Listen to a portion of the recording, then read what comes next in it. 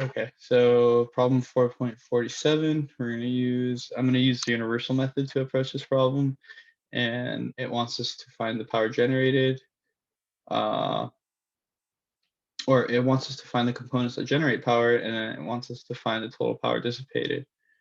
Um, so yeah, I'm gonna go ahead and label this bottom node as my ground.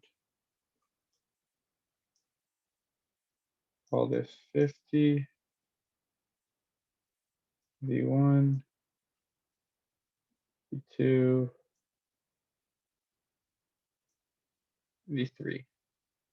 Okay, now I gotta label my current. So I'm gonna call this one IF, plus one I1, I2, and I3. Or I could just, yeah. Okay, so go ahead and write my KCL. Now I1 plus IS equals ID. I'm gonna call I delta ID, V delta ID as well. I see that ID is equal to, or ID plus I3 plus ID is equal to I2.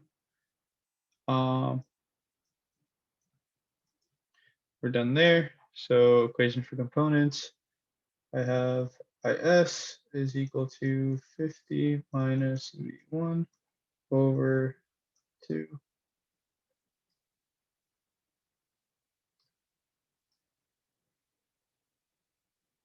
Go ahead and say I1 is equal to V2 minus V1 over 4. We can also say 0 minus V2 is, oh,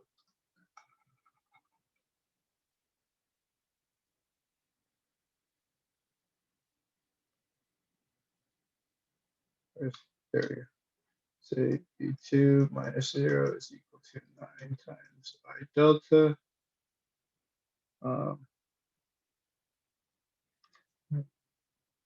I delta is equal to V1 minus V3 over 5. I2 is equal to V3 over 20, V3 minus 0. And then I can just say I3 is equal to 1.7 V delta.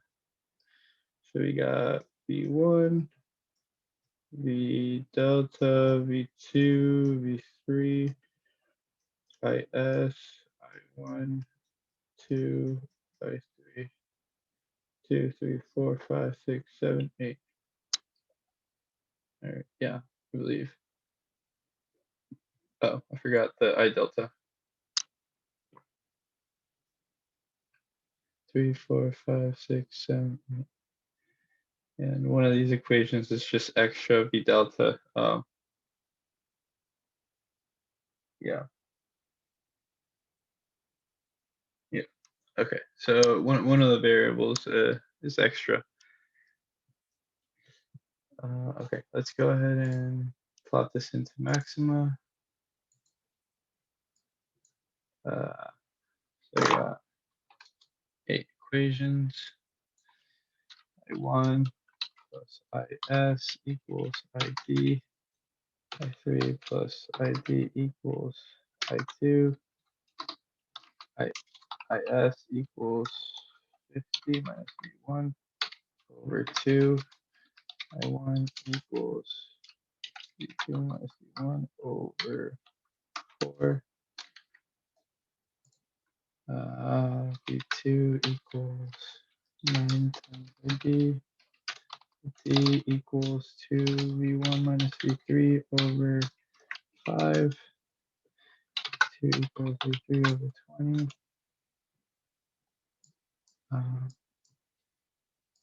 And I3 equals 1.7 times VD. V2, V3, as I1, I2, I3, I3. What else are we missing? We're missing we're missing the V delta. That's why VD equals to 50 minus V1. That's another equation I forgot that should be included. That should fix it. I'm gonna write that down actually.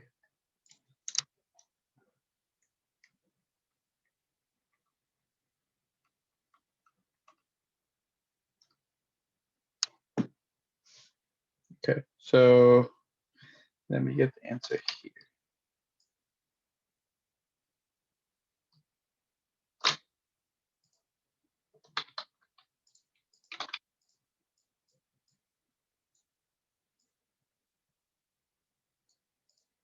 Okay, so leave this separate.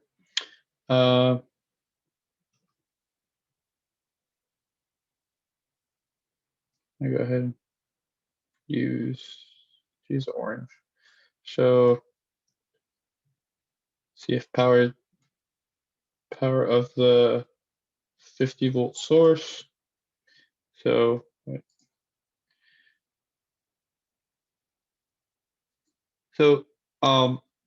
we see that current is leaving. So we assume that the power is positive for now. Okay, so assume power is positive for now, and then we know that IS is negative. So our power is negative. So we're generating power here. Let's go ahead and do the same thing for the first dependent source. So current is leaving, so we assume positive for now. So we can also say, we can either say negative V2, or we just say 9 delta times I1. My delta is 16 times I1, 21. So this is dissipating. So 9 times 16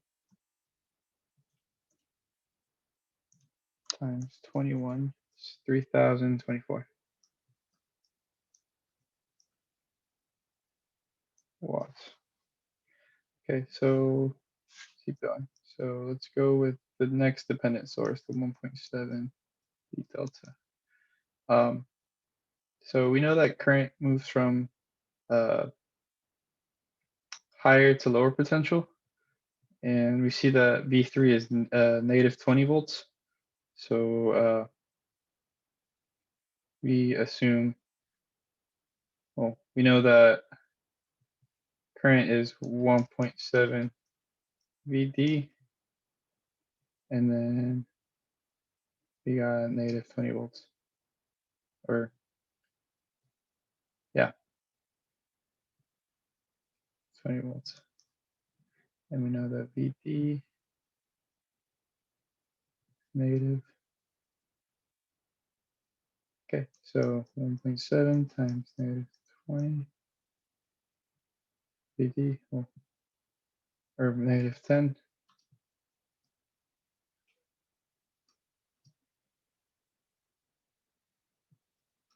20,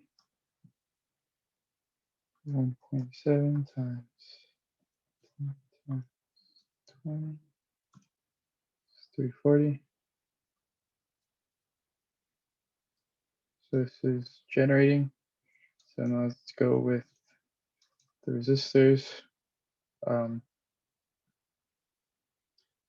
So we could say IS. So 25 times 2, 25 squared times 2, 4 ohm, I1, 21 squared times 4,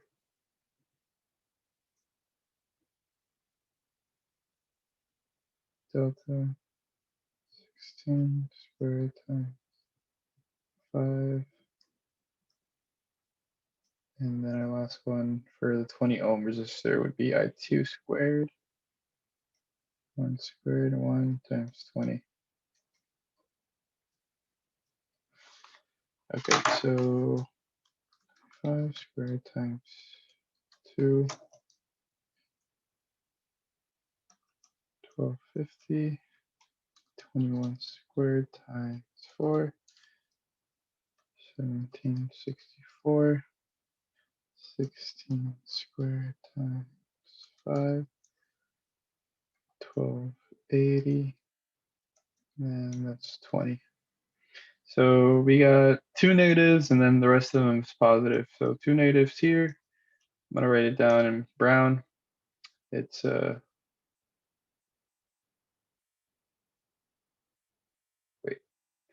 hold up, wait. I must have been doing something wrong. I probably didn't notice.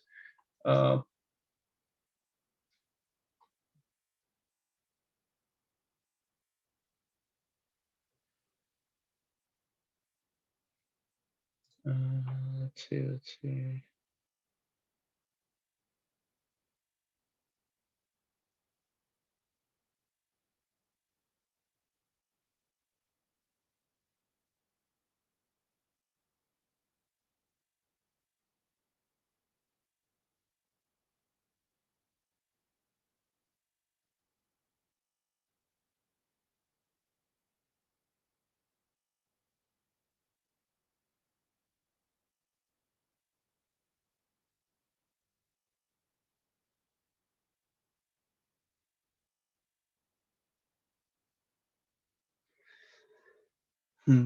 Let's redo this actually.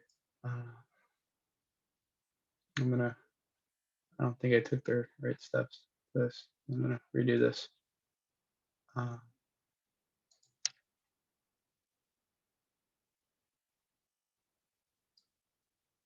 Okay, so the power of our 50 volt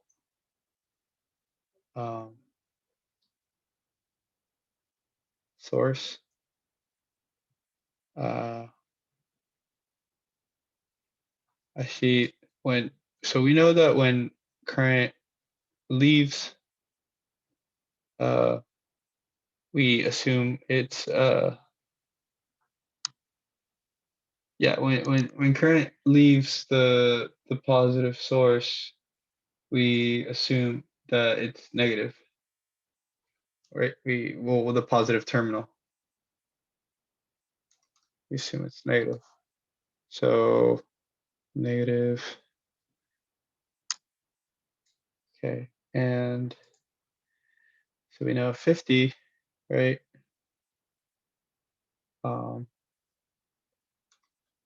IS. And IS.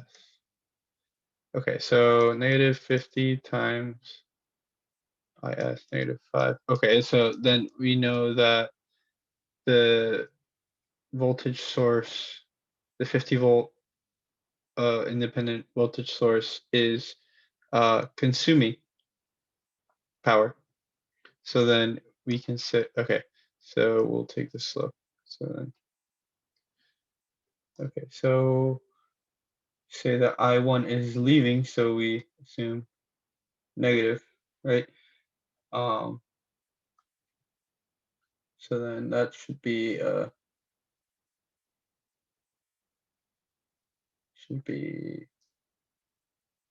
leaving 9 times I delta times I1,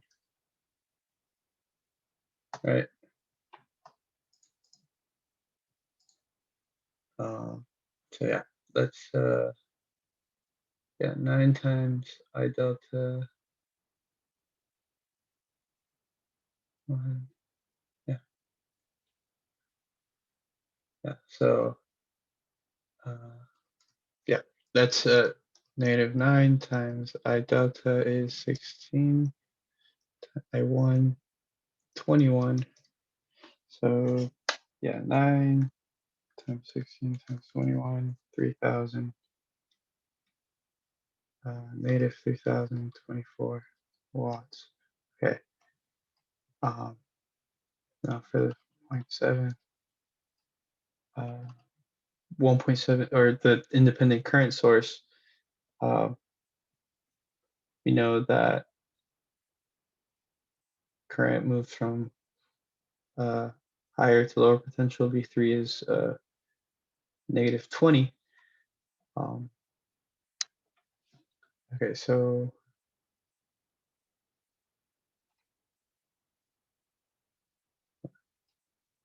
what do you say?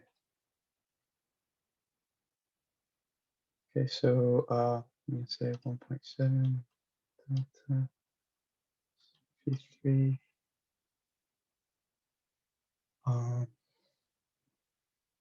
Oh, let's call this, we're going to say positive terminal on top, negative terminal on bottom. So we assume negative, and yeah. Okay. So then negative 1.7, the delta is negative 10, and then V3 is negative 20. Okay, so then so that would become negative 200. So it's negative 340.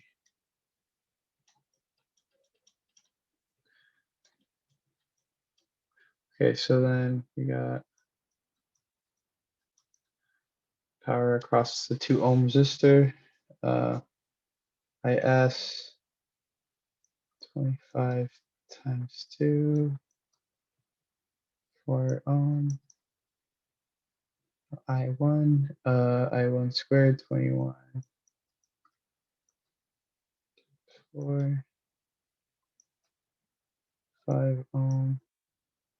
I delta 16 times 5, and 20 ohm, which is negative 1 squared times 20.